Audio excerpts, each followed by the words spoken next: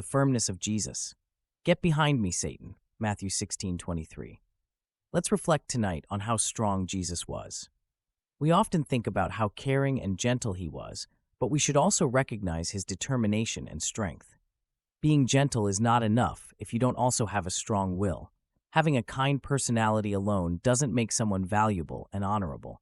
Alongside kindness, there needs to be inner strength, and beneath soft emotions, there must be unwavering determination. The weakness of people when faced with societal pressures is a tragic part of history. Developing a strong will to resist and control these pressures is one of the most important parts of maturing. It's an old saying that bad influences corrupt good morals. People are influenced and shaped by the society they are a part of, regardless of their background. Children easily adopt the ideas and habits of their peers, even if they come from a good family. In addition, the corruption of our culture, social media, uncontrolled internet influences, television, and movies can quickly lead them to ruin. This susceptibility to influence isn't limited to childhood, but it continues throughout our lives. Young adults in college are strongly influenced by their closest classmates, and sometimes a few influential individuals can set the standards for a whole group of people.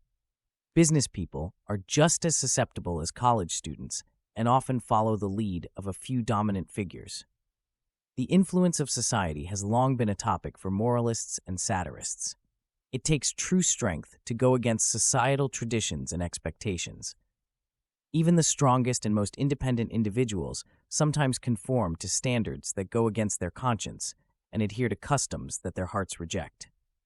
People often follow the majority and are not strong enough to be themselves. They become copies of those around them and follow paths set by others. There is a prevailing spirit of each era that leaves its mark on every person's mind. Even the most powerful individuals cannot completely free themselves from it. It has been said, every man is the prisoner of his date. We make excuses for figures like Luther and Augustine, saying, consider the times they lived in. But when we talk about Jesus of Nazareth, we encounter a person who was not swayed or influenced by anyone else. He was so free from the biases of his own people and the spirit of his time that he seems to belong to all races and all ages. He is not just the Son of David, but the Son of Man, a truly and supremely human being. He doesn't belong to just the first century. He is relevant to every generation. Despite being surrounded by powerful forces that constantly challenged him, he successfully resisted them all through his resolute will. He lived a life that was uniquely beautiful and accomplished work that transcends the limitations of time and place. He made it clear in the story of the temptation that he was aware of the prevailing forces of his time. The people of his country had specific expectations of the Messiah. They believed he would perform extraordinary miracles and display immense power. They thought he would conquer his adversaries and make Palestine the center of the world. This was their dream, their hope. Both the noblest and the worst individuals held on to these expectations. It is risky to disappoint popular hopes and extinguish the fire of a nation's aspirations. Throughout history, influential individuals in every land and era have found it easy to give in, at least to some extent, to the desires and demands of their fellow countrymen. This argument is familiar, even in our present generation. Who is a person to go against the expressed wishes of a nation? Isn't it through the people that God reveals his desires? Isn't it egotism or madness for an individual to oppose the judgment of the people? This argument has troubled many leaders, including Jesus of Nazareth. Wherever he went, he heard the people calling for a king, a ruler who would rise above the fallen empire of Caesar. The nation was ready for a revolution. A single word from him would have sparked a massive uprising. Expectations had been built up by individuals anointed by Jehovah, and these expectations burned brightly. How could Jesus hope to capture the attention of his people or influence the course of their lives unless he aligned with their ideals and tried to fulfill the plans they held dear? It was an enormous temptation, so intense that he confided in his apostles about it. He told them that during this temptation, he had battled against the very forces of evil, but despite repeated attacks, he emerged victorious from the struggle. By choosing the path that led to supremacy through Gethsemane and Golgotha, He rejected the expectations of his fellow countrymen and disappointed their deepest hopes. However, he stood firm, unmovable, even when the nation threw itself against him with desperate force. He was the unwavering Rock of Ages. When we closely examine his life, we see that it was a continuous resistance against the prevailing forces of his time. He loved his country, but he could not align himself with his fellow countrymen in their patriotic endeavors or hopes. He was a religious man, but he could not follow the teachings and rituals favored by the members of the Jewish church.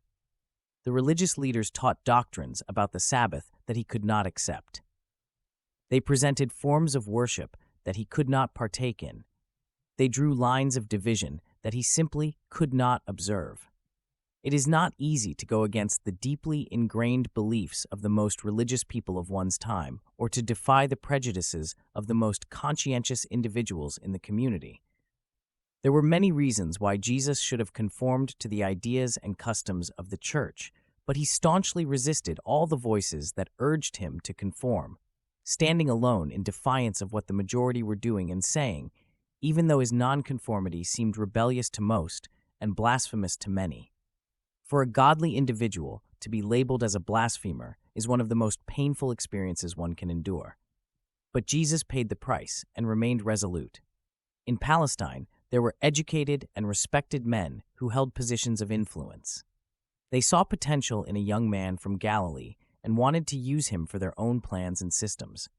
They saw him as a strong and capable individual and hoped to manipulate him to further their ambitions. However, someone who is committed to a noble cause will not easily go against the most influential people of their time. They may try to cooperate with them, accommodate their wishes to a certain extent, and align with their goals as much as they can without compromising their principles. However, if they are a person of strength, they will not compromise their principles and will not play into the hands of those who have different goals. Jesus could not be manipulated or used by others. Various groups attempted to involve him in their schemes, but he remained independent and free. He did not yield to the seductions offered by powerful individuals, and even though his steadfastness made him enemies and eventually led to his crucifixion, he always remained unmoved and unswayed. There are individuals who are too strong-willed to be manipulated by their enemies, but even their friends can influence them. Jesus was not even influenced by his friends. Although he had many friends in Nazareth, he never abandoned his principles to please them. He was aware of their biases and narrow-mindedness, so in his first sermon, he shared stories of God's compassion towards a Syrian leper and a Sidonian widow. This sermon provoked a storm of disagreement and criticism, but Jesus stood firm and faced it without hesitation. He would not remain silent when he knew he needed to speak, and he would not deviate from the path he knew he should follow, even if it meant being ostracized for the rest of his life. While the respect and goodwill of neighbors are valuable, they should not be obtained by compromising one's beliefs. However, perhaps no one in Nazareth was closer to Jesus than his dear friend Simon Peter. During a crucial moment in Jesus' life, Peter tried his best to persuade him to change his course, but even this loyal and loving friend had no success, just like the most hostile Pharisee. Jesus could not be swayed by friends or foes.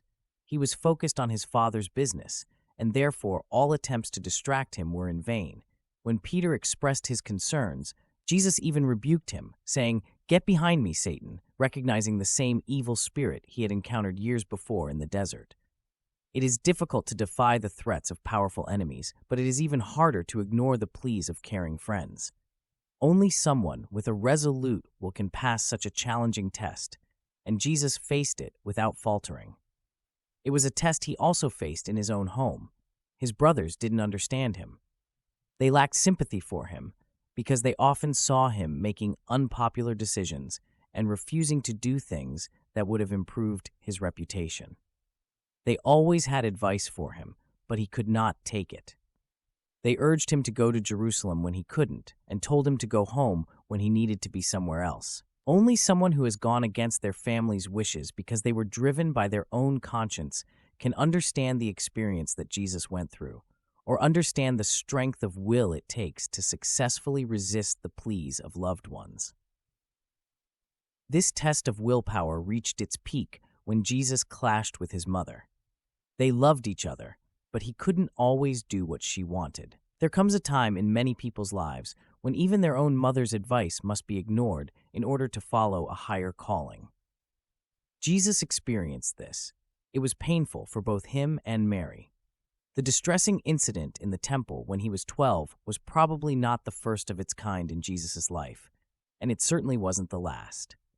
His bond with Mary wasn't as strong as his bond with God the Father, so when Mary's wishes conflicted with God's will, her wishes were set aside. So here we have a very distressing situation.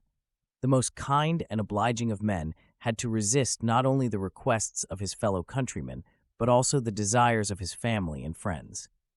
He stood firm like a rock in the midst of a stormy sea, with its waves crashing against him in vain. There was something unyielding in his determination, something solid in his character. When he found a man he considered worthy to be the first member of his church, he called him Rock. Can we infer from this that having a steadfast nature is essential in building an institution that will endure? It is certain that Jesus valued stability in others, and he possessed it in abundance himself. Being strong-willed himself, he admired people who couldn't be swayed. He entrusted his gospel to men who would persevere and never give up. He couldn't use people who started a task but then quit. His invitation is to those who will trust him and commit to endure to the end. In the strength of determination, we find an important aspect of being a Christian. We must resist outside influences and shape our lives from within. We shouldn't be swayed by popular opinions, but rather guided by the eternal spirit within our hearts.